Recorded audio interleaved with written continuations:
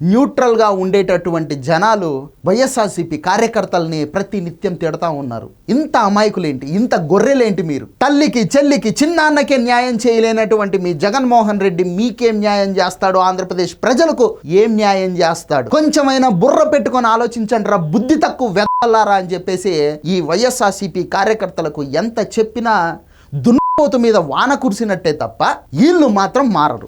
వీళ్ళకి కావాల్సింది ఏంటి?